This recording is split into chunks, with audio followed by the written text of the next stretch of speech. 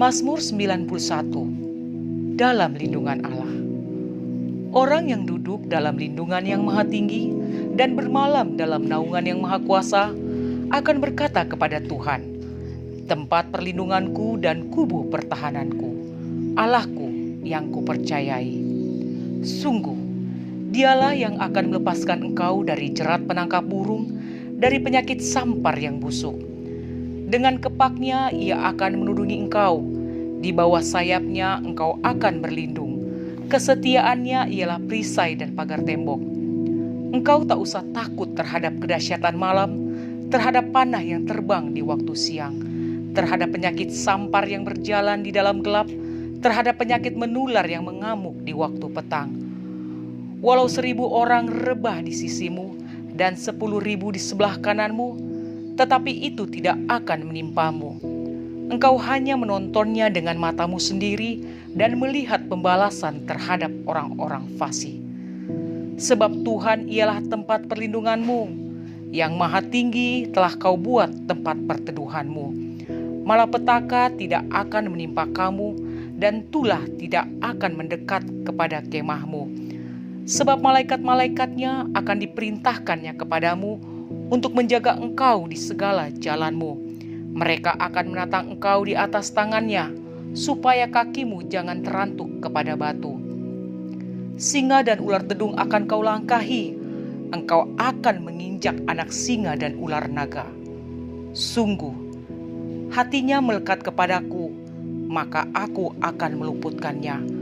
Aku akan membentenginya, sebab ia mengenal namaku. Bila ia berseru kepadaku, aku akan menjawab. Aku akan menyertai dia dalam kesesakan. Aku akan meluputkannya dan memuliakannya. Dengan panjang umur akan kukenyangkan dia, dan akan kuperlihatkan kepadanya keselamatan daripadaku. Pengumuman Warta Sepekan GBI Basura City. Ibadah Raya Minggu diadakan pada pukul 10 pagi. Doa pagi setiap hari Senin sampai Sabtu pukul 5:30 pagi. Mari bergabung dalam KUL yang diadakan setiap hari Jumat pada pukul 7:30 malam. Bila saudara membutuhkan pelayanan jemaat, saudara dapat menghubungi sekretariat gereja.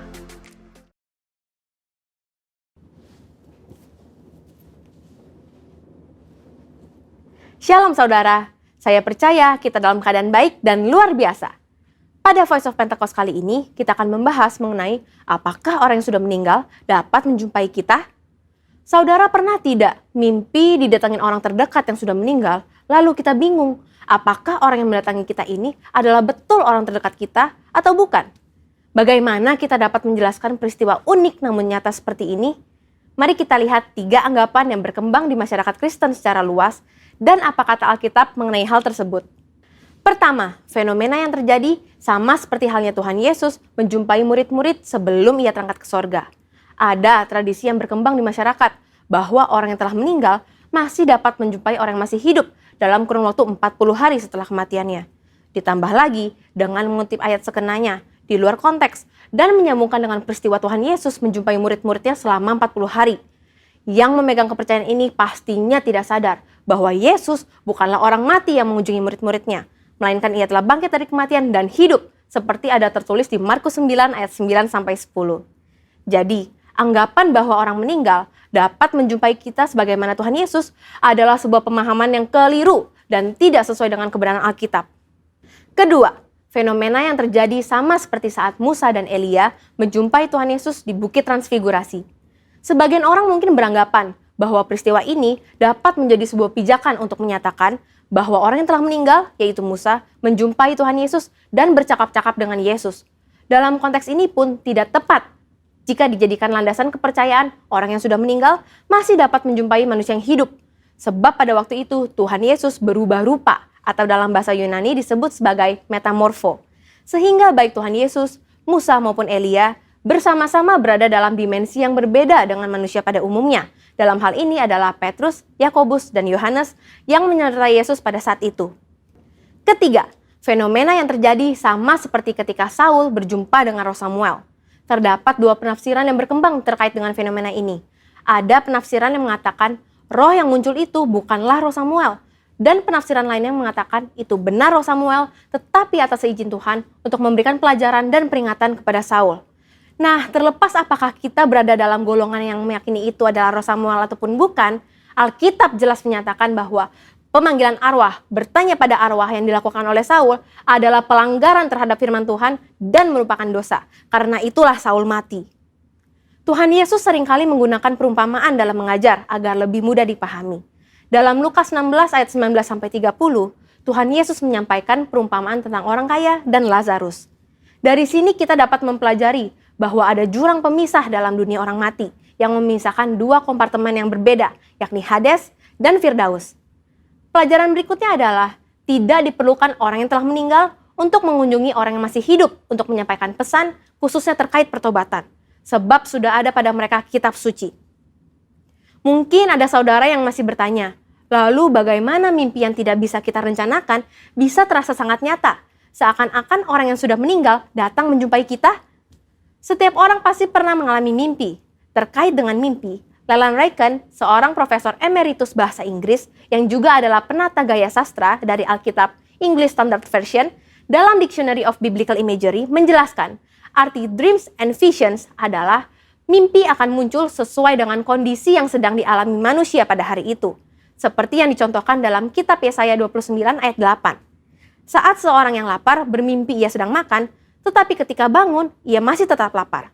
Atau bisa juga saat merindukan seseorang hari itu, ia bisa bermimpi bertemu dengan orang tersebut. Dalam Alkitab kita mendapati begitu banyak ayat yang menyatakan bahwa Tuhan menjumpai orang melalui mimpi. Tuhan memberikan pesan peringatan agar jangan sampai berbuat dosa. Tuhan memberikan pesan atau berbicara kepada orang tersebut. Tuhan mengabulkan permintaan dan sebagainya. Namun, Alkitab tidak pernah menuliskan tentang orang yang sudah meninggal menjumpai orang yang masih hidup melalui mimpi. Jadi, sebenarnya siapakah yang dijumpai dalam mimpi orang-orang? Apakah itu setan atau roh jahat? Tentu tidak juga demikian. Dalam kedaulatan dan kasih-Nya, Tuhan bisa saja memberikan mimpi kepada kita, di mana dalam mimpi itu kita melihat orang yang telah meninggal dan penglihatan itu begitu sangat nyata untuk memberikan pesan penghiburan dan kekuatan kepada mereka yang masih hidup yang telah ditinggalkan oleh orang yang mereka kasihi. Namun, perlu dicatat bahwa tidak semua mimpi bertemu dengan orang yang telah meninggal adalah hal yang baik dan datang dari Tuhan. Sama halnya juga, bukan semuanya yang buruk dan datang dari iblis. Seperti dalam 1 Tesalonika 5 ayat 21, ujilah segala sesuatu dan peganglah yang baik. Maka dari itu, kita sebagai orang percaya tetap harus memiliki kepekaan dan ketajaman rohani dalam mengujinya. Saudara, untuk penjelasan lebih lengkap dari tim teologi kami, silakan cek link yang ada di atas atau scan QR Code yang tersedia. Salam integritas, Tuhan Yesus memberkati.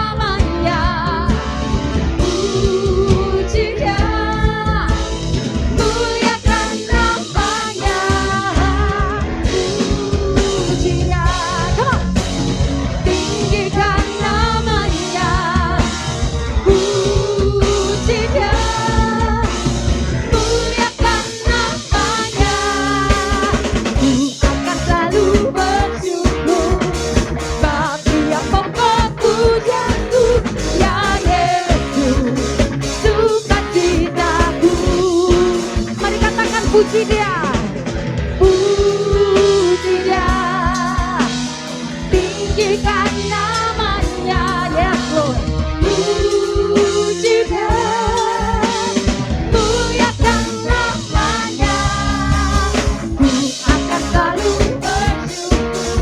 Tapi yang pokok pujianku, ya Yesus, sukacitaku. Ya Yesus, sukacitaku. Ya Yesus, sukacitaku.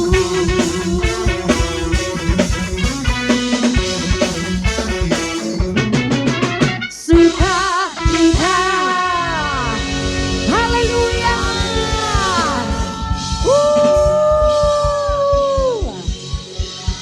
Sungguh tak berkesudahan kasih setiamu Tuhan dalam hidup kami. Yes Lord.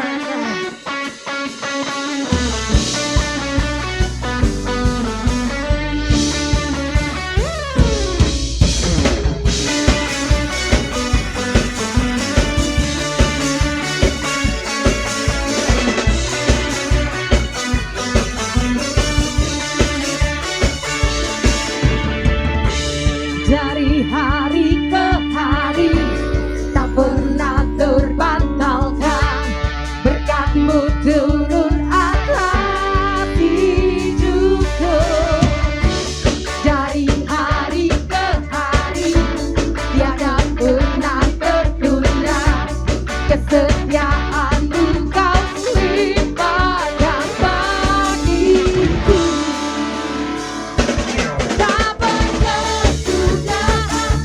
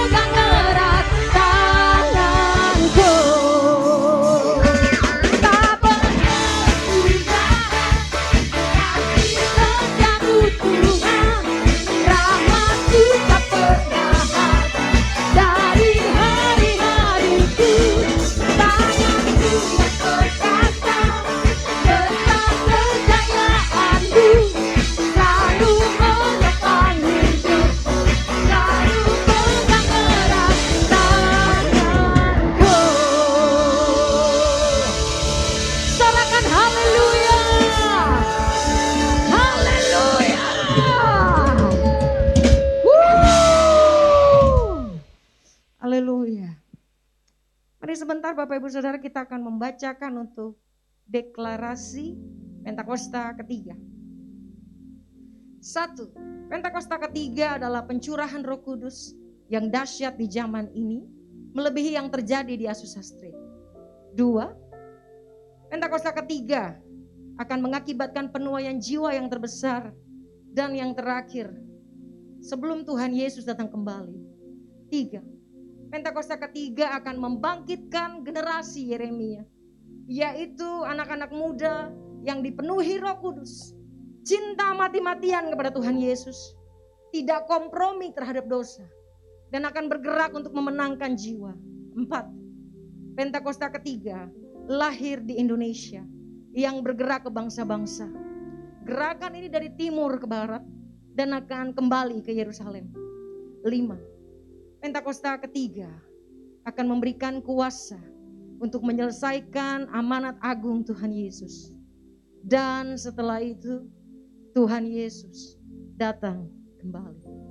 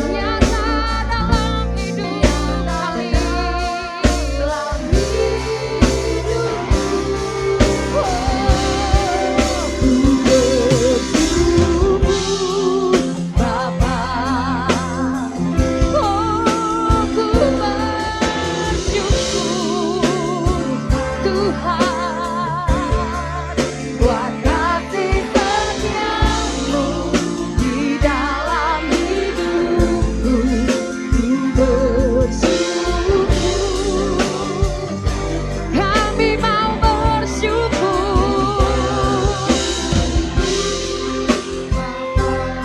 Haleluya.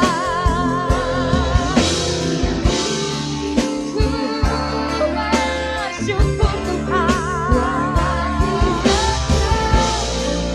di dalam hidupku.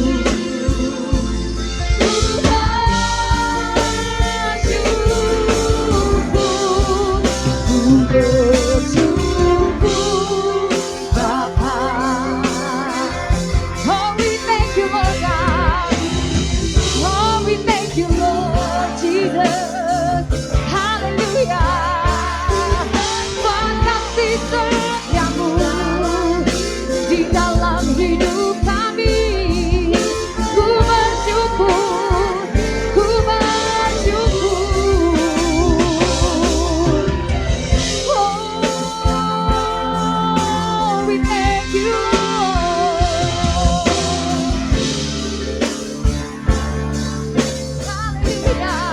Buat kasih setiamu di dalam hidupku. Ku bersyukur.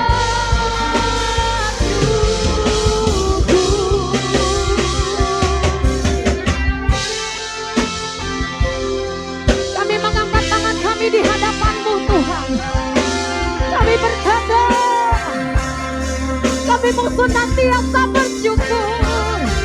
Apapun yang Tuhan kerjakan dalam hidup kami, ku mau selalu berkata, ku bersyukur, ku bersyukur. Oh, thank you, Lord God. Oh, we thank you, Lord. Oh, we thank you, Lord.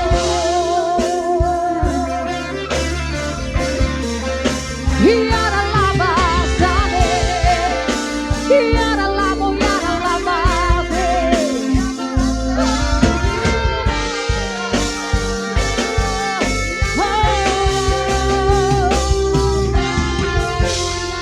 Hiara lava, hiara lava, hiara lavo, hiara lava, hiara lava, sandara lamora lava se. Hiara lava se. We thank you, Lord Jesus. We thank you, Lord. Oh, we thank you, Lord.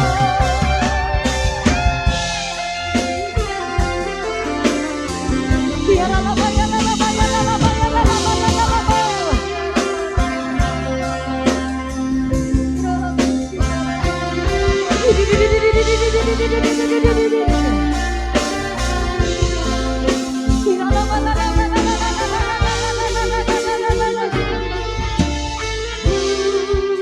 Ku bersyukur Bapa. Mari katakan. Ku bersyukur Tuhan, yes, buat kasih setiamu di dalam hidupku. Ku bersyukur. Oh Jesus, ku bersyukur Bapa. Ku mau selalu bersyukur, bersyukur. Oh, we thank you Lord, buat kasih setiamu di dalam hidupku. Ku bersyukur.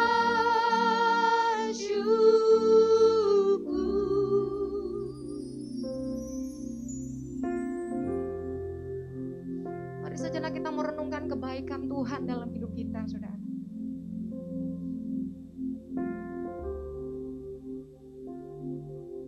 Tuhan, kami mau katakan Tuhan, kami mau senantiasa bersyukur. Mungkin hari-hari ini kami mengalami mengalami hal yang tidak enak Tuhan dalam hidup kami. Tapi satu hal Tuhan, saat ini kami datang sama Tuhan. Dan kami mau katakan, Tuhan, aku mau bersyukur. Aku mau nyatakan, Tuhan, terima kasih buat segalanya. Terima kasih buat keluarga yang terbaik. Terima kasih buat pekerjaan yang Tuhan percayakan buat kami. Terima kasih buat pelayanan yang Tuhan beri dalam hidup kami. Kami mau senantiasa, kami mau bilang sama Tuhan, aku mau selalu bersyukur. Waktu kami menaikkan pujian ini Tuhan, biar ini menjadi doa kami, ini menjadi kerinduan kami. Kami nyanyi dari hati kami dan kami mau bilang, kami mau bersyukur sama Tuhan.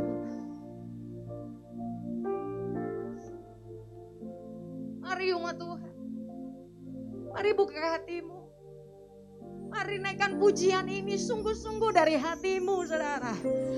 Seberapa besar saat ini kau bilang sama Tuhan, Tuhan, ini aku, Tuhan ini hidupku, ini hatiku Tuhan. Aku bawa syukurku di hadapan-Mu. Aku mau bilang sama Tuhan, segala hal yang Tuhan kerjakan dalam hidupku adalah baik adanya. Aku bersyukur buat kasih setia Tuhan. Aku bersyukur buat rahmat-Mu. Selalu baru setiap pagi. Aku melihat penyertaan-Mu Tuhan. Aku melihat perlindungan-Mu yang sangat sempurna dalam hidupku. Dan saat ini aku mau katakan sama Tuhan, kasih setia-Mu itu cukup bagi kami. Mari umat Tuhan, buka hatimu lebih lagi. Nyatakan kerinduanmu sama Tuhan saat ini. Bilang, Tuhan, lihat hatiku. Oh, siakara lama ya lama. Hi rama rama rama rama rama rama rama. Rama kara lama ya lama. Holy Spirit, Lord God. Oh, Jesus. Kira lama rama rama rama rama rama rama rama. Ayo bangun rohmu, saudara. Ayo bangun imanmu. Sembah Dia, sembah Dia, sampai kau mengalami perjumpaan pribadi dengan Tuhan saat ini, sampai kau mengalami kasih Bapa. Come on, Holy Spirit, oh, kita lama.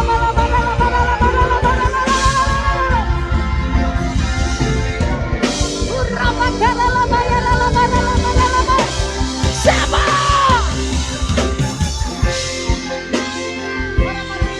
Lawat kami, Roh Kudus. Ora lama ya lama sampai. Ora lama saudaramu.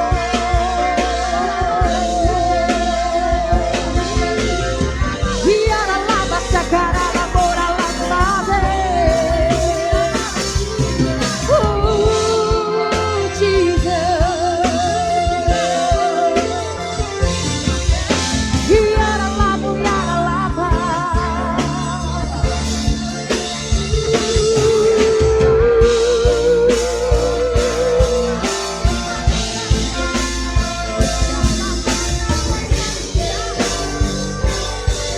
Mari katakan, bersyukur Bapa,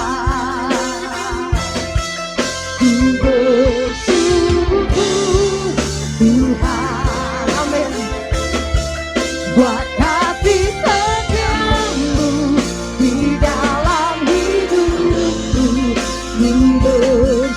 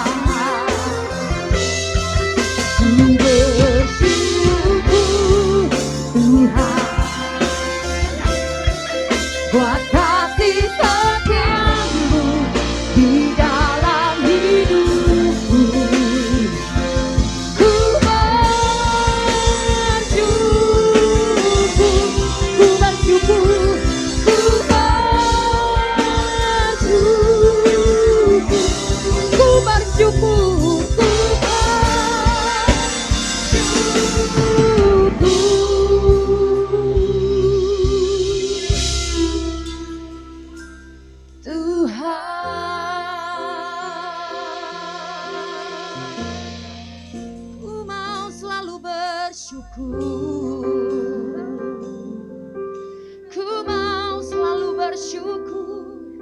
Apapun yang terjadi dalam hidup kami, ku mau selalu berkata, ku bersyukur. Yes Lord, ku bersyukur. Ku mau selalu katakan, ku mau terus menyembahmu, ku mau terus memujimu. Ku bersyukur buat anugerah-Mu Tuhan, buat kasih setia-Mu dalam hidupku. Oh, we thank you Lord. Oh, we thank you God. Oh, we thank you Lord. Oh, we thank you Lord.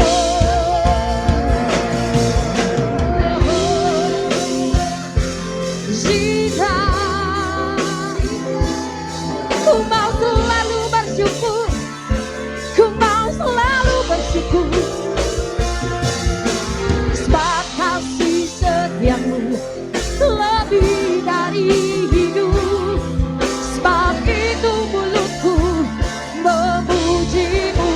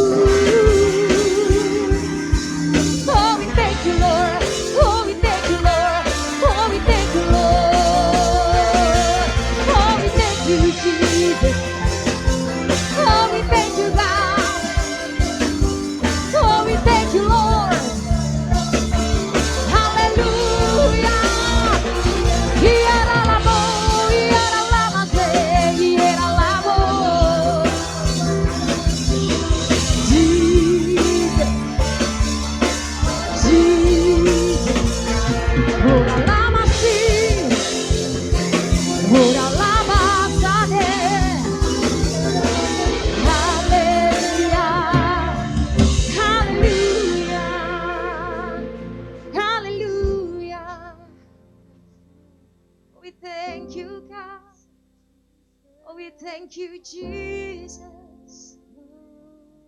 Hallelujah. We thank you, God. We thank you, Lord, for your presence, buat hadirat-Mu, Tuhan. Tuhan terus bawa kami, untuk kami terus menikmati hadirat Tuhan. Sebab kami percaya, dalam hadirat-Mu Tuhan sesuatu terjadi. Kami dipulihkan, iman kami dibangkitkan. Yes, Lord Jesus. Saat ini Tuhan mari bicara Tuhan melalui hamba-Mu. Sampaikan apa yang menjadi isi hati-Mu dan kerinduan-Mu Tuhan buat setiap anak-anak-Mu Bapa. Thank you Lord. Kami siap Tuhan lebih lagi. Segala puji, hormat, syukur yang bagi Tuhan. Di dalam nama Tuhan Yesus. Haleluya. Amen.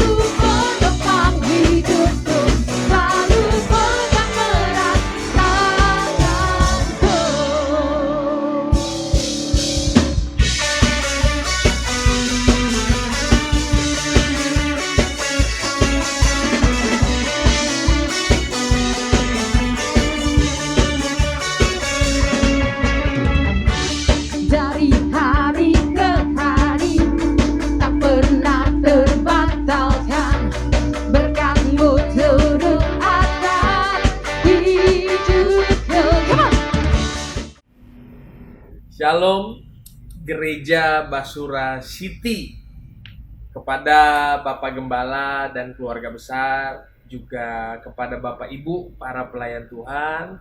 Senang sekali bisa berjumpa, merupakan kehormatan bagi saya bisa menyapa Bapak Ibu semuanya, jemaat Tuhan, meskipun secara virtual atau secara online. Berdoa biarlah di waktu yang akan datang kita bisa memiliki waktu untuk kembali berjumpa bersama. Dan tetap berdoa supaya kita semua dalam keadaan yang baik dan dalam keadaan yang sehat. Bapak Ibu, hari ini mari kita sama-sama belajar firman Tuhan tentang menerobos badai. Memang tidak bisa dipungkiri, hampir 2 tahun ini kehidupan banyak hal yang terjadi. Banyak hal yang berubah, banyak situasi yang menjadi tidak menentu, hal-hal yang tidak dapat kita duga, hal-hal yang tidak pernah kita pikirkan, tapi itu terjadi. Saya melihat, menemui, bahkan saya secara pribadi pun mengalami. Ada banyak hal yang akhirnya tertunda. Ada banyak hal yang akhirnya kita harus belajar melepaskan. Ada banyak hal yang pada akhirnya kita harus belajar merelakan. Kita semua kehilangan sesuatu. Kita semua mengalami sesuatu. Kita semua merasakan sesuatu. Tapi mari hari ini kita belajar dari Alkitab berkata kepada kita dalam Matius pasal yang ke-11 ayat yang ke-6, di mana Yesus berkata, "Dan berbahagialah orang yang tidak menjadi kecewa dan menolak aku," kata Tuhan. Nah, Bapak Ibu, hari-hari ini mari kita belajar meresponi situasi kita. Kita belajar meresponi keadaan kita dengan satu prinsip ini. Jangan menjadi kecewa. Kita berpikir, Tuhan, bagaimana saya nggak menjadi kecewa? Saya kehilangan sesuatu. Saya mengalami sesuatu. Ada banyak hal yang tertunda. Ada banyak hal yang gagal terjadi. Tapi hari ini Alkitab berkata bahwa berbahagialah itu merupakan perintah dari Tuhan. Dan kita bisa memutuskan untuk berbahagia. Maka kita akan mulai bertanya, tapi Pak, nggak ada alasan untuk bisa berbahagia. Nggak ada alasan untuk bisa bersuka cita. Nah, tapi Alkitab kembali berkata kepada kita, ternyata satu alasan untuk kita bisa tetap berbahagia. Karena begini, masih ada Tuhan. Bapak Ibu, sepertinya terdengar klise. Tapi ya memang Alkitab berkata seperti itu. Berbahagialah orang yang tidak menjadi kecewa dan menolak aku, kata Tuhan. Bapak Ibu, arti daripada kekecewaan jelas. Menolak Tuhan. Saya tetap mempercayai Tuhan kita tidak pernah berubah. Bahkan dalam semua situasi ini, Tuhan kita tidak berubah. Dia Tuhan yang turut bekerja dalam segala keadaan, mendatangkan kebaikan buat setiap kita. Haleluya. Tapi kalau kita menjadi kecewa, maka kita tidak akan bisa melihat Tuhan mendatangkan kebaikan buat kita.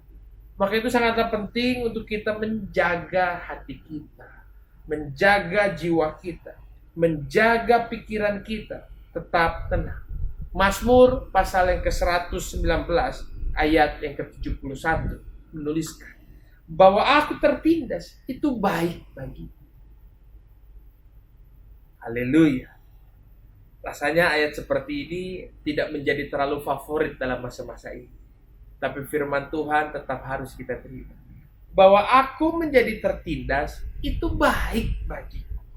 Supaya aku belajar ketetapan Tuhan. Demikian Alkitab berkata kepada kita. Bahwa di dalam persoalan sulit, di dalam badai kehidupan, tetap ada kebaikan buat setiap kita. Paling tidak, supaya kita belajar. Bapak Ibu, keadaan di sekitar kita, badai di kehidupan kita, adalah kesempatan untuk kita belajar. Kalau kita menjadi kecewa, berarti mari kita sama-sama perhatikan ini. Kalau kita menjadi kecewa dalam badai yang Tuhan izinkan ini, berarti kita sedang menolak sesuatu yang Tuhan sedang mengajarkan. Bapak Ibu, kalau saya bertanya, siapa di antara kita yang pernah main selang? Saya rasa kita semua akan menjawab pernah.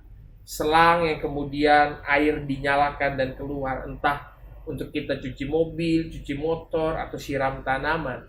Tapi semua kita pasti tahu, ketika rasanya tekanan air kurang, maka kita akan menekan ujung selang. Kita menekan ujung selang, gunanya jelas, supaya air yang keluar makin kencang, supaya air yang keluar bisa menerobos, supaya air yang keluar bisa berfungsi seperti yang kita inginkan. Kalau kita bisa tahu, agar air menjadi lebih kencang keluarnya, perlu ditekan ujungnya. Kenapa seringkali kita marah waktu Tuhan mengizinkan ada tekanan menekan kehidupan kita? Padahal tekanan juga mengajarkan kita untuk jadi lebih dewasa, untuk jadi lebih cepat, untuk jadi lebih berguna. Bapak Ibu, mari jangan menjadi kecewa.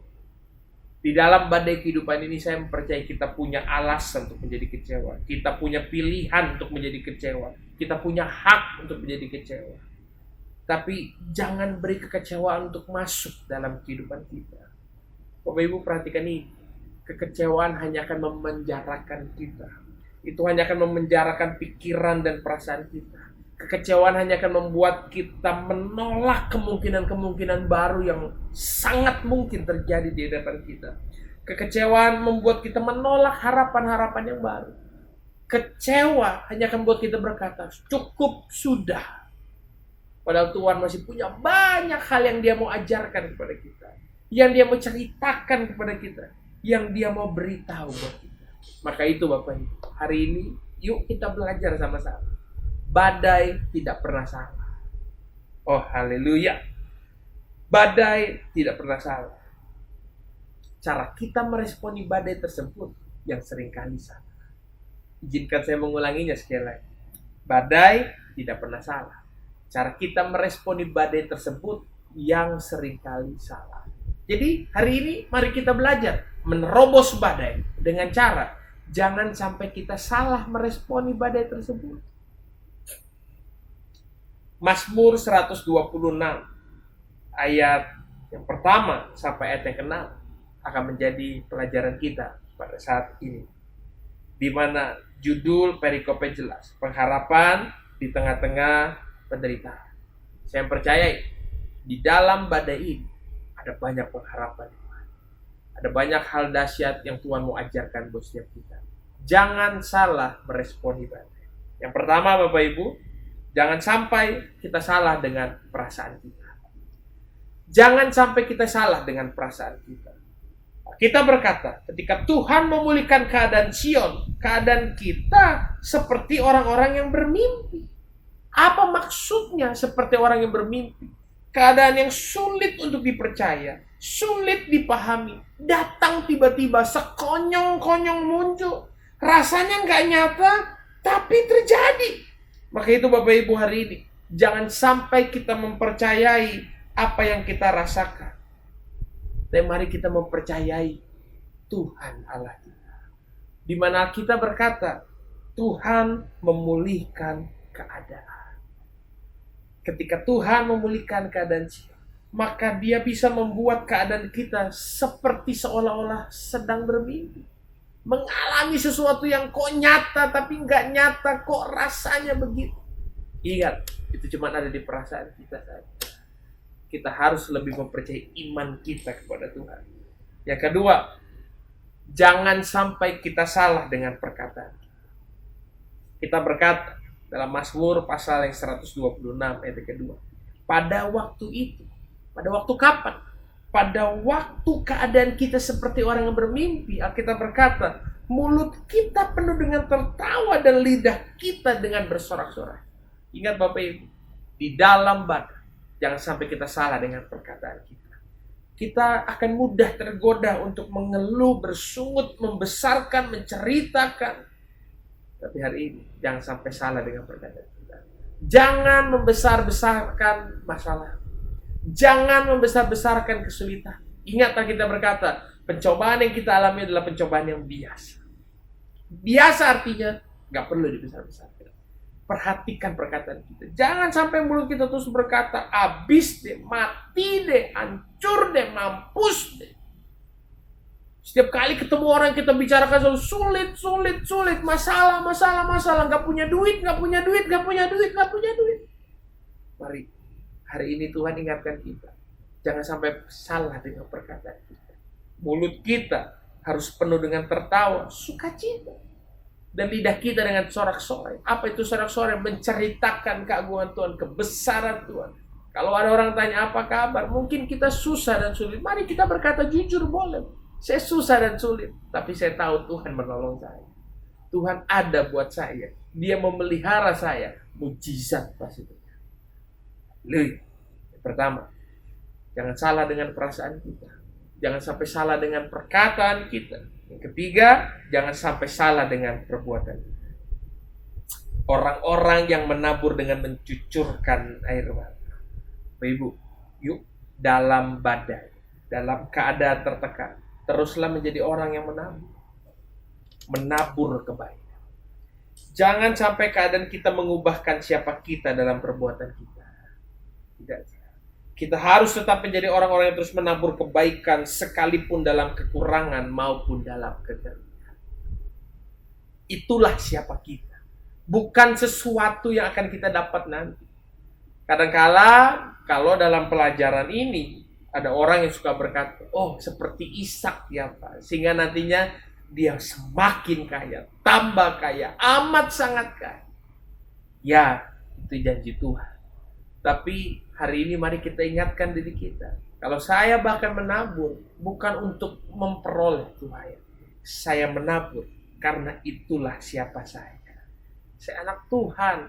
Saya orang percaya. Saya anak Allah. Tuhan berkata, kita adalah penabur. Kita adalah penabur benih. Yang menabur di mana saja. Seperti perumpamaan seorang penabur yang diceritakan kepada kita. Ada di pinggir jalan, ada di tanah berbatu, ada di semak belukar, bahkan sampai ada di tanah yang subur. Saya mempercayai bahwa perumpamaan itu bukan mengajarkan kita untuk mencari tanah yang subur, tapi mengajarkan kita bahwa kita harus tetap menjadi seorang penabur kemanapun kita pergi dan melangkah. Bahkan kalaupun kita melewati semak belukar, di mana pada akhirnya itu akan menyakiti kaki kita, tapi penabur tetaplah seorang penabur dimanapun dia berada.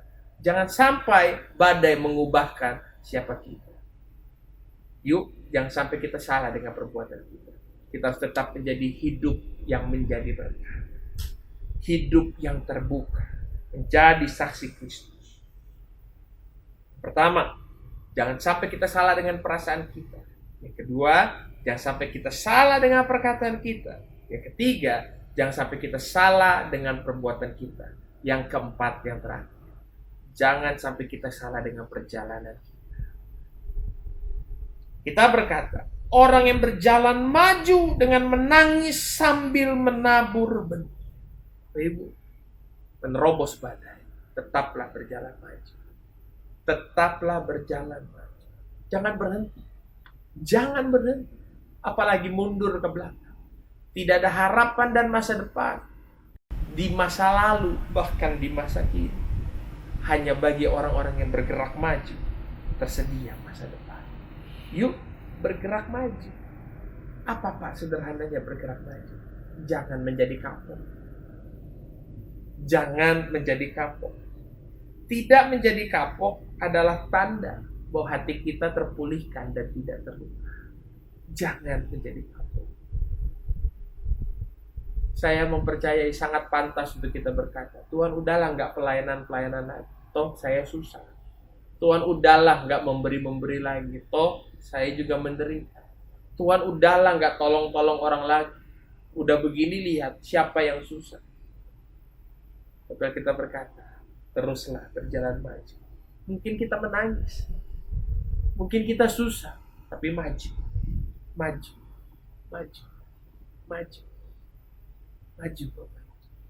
Jangan berhenti, apalagi mundur. Jangan menjadi kapok. Tetaplah menjadi orang yang sama. bahkan terus tambahkan karakter Kristus dalam kita. Saya mempercayai kalau kita bisa meresponi badai ini dengan benar, maka kita akan keluar sebagai seorang pemenang. Anda akan tetap melihat bahwa ternyata Tuhan punya banyak cerita untuk diajarkan kepada kita. Tuhan punya banyak perkara untuk diberitahu kepada kita. Saya berdoa dan berharap kiranya hal yang sederhana ini menolong kita menerobos badai. 4P. Jangan sampai salah dengan perasaan kita, perkataan kita, perbuatan kita, dan perjalanan kita. Teruslah bergerak maju. Teruslah beriman kepada Tuhan. Teruslah melayani Tuhan. Teruslah beribadah dengan setia. Teruslah menjadi orang yang menabur kebaikan. Teruslah melakukan apa yang baik yang selama ini Anda sudah kerjakan. Dan jangan menjadi kalah. Mari kita minta Tuhan dan Roh Kudus memulihkan hati kita. Haleluya.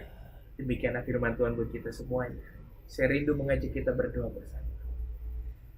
Tuhan Allah Bapa yang baik. Tuhan, kami terbuka di hadapan Tuhan. Tuhan sangat tahu apa-apa yang sudah terjadi dalam hidup kami. Betapa kami kehilangan. Betapa kami harus banyak hal yang tertunda. Betapa kami juga mungkin mendapat perlakuan dari orang lain. Betapa mungkin kami melihat perlakuan dari orang lain. Tuhan, kami terbuka di hadapan Tuhan. Tuhan tahu, kami mungkin terluka, kami mungkin tersakiti, kami mungkin lelah, Tuhan. Kami mungkin lagi bertanya, sampai kapan semuanya terjadi? Kami mungkin sedang bertanya, Tuhan, kenapa saya mengalami seperti ini? Tuhan, Kau tahu apa adanya hati kami. Saat ini dalam nama Yesus, Tuhan, kami minta Roh Kudus, pulihkan setiap hati. Sembuhkan setiap hati yang terluka. Kuatkan yang lemah. Tenangkan yang sedang gusar, Tuhan. Dalam nama Yesus. Di dalam hari-hari ini, saya percaya Tuhan sedang mempersiapkan kami untuk sesuatu yang besar. Tuhan sedang mengajari kepada kami banyak hal dan rahasia Tuhan yang ajaib. Berdoa Tuhan, kuatkan, sertai. Tuhan tolong, beri mujizat dan beri kelegaan. Dan lewat setiap badai kehidupan, hamba percaya anak-anak Tuhan di GBI Basura City, mereka akan muncul sebagai pemenang. Mereka akan muncul sebagai orang-orang yang menang. Terima kasih Tuhan. Uang selalu bisa dicari, barang selalu bisa diganti. Tapi sebuah kesaksian yang hebat belum tentu bisa datang dua kali. Maka biarlah setiap kami bisa belajar merespon kemuliaan bagi Tuhan lewat hidup kami. Lakukan apa yang Tuhan suka. Biar anugerah dan perkenanan Tuhan tercerah buat kami. Berkati gereja ini Tuhan. Berkati Bapak Gembala. Berkati keluarga besarnya. Berkati seluruh pelayan yang ada. Berkati seluruh jemaat yang ada. Diberkati berlimpah-limpah. Pertolongan Tuhan nyata tepat pada waktunya. Kami bersyukur, saya berdoa. Dalam nama Yesus. Haleluya. Amin. Amin. Tuhan Yesus memberkati kita semua. Saudara saya kasih Tuhan Yesus, kita sudah mendengarkan firman Tuhan hari ini. Kita sudah memuji dan menyembah Tuhan. Dan bahkan kita sudah memberikan persembahan untuk kemuliaan Tuhan. Sebelum kita akhiri ibadah kita, mari kita minta berkat daripada Tuhan. Saudara angkat tanganmu, arahkan hatimu kepada Tuhan.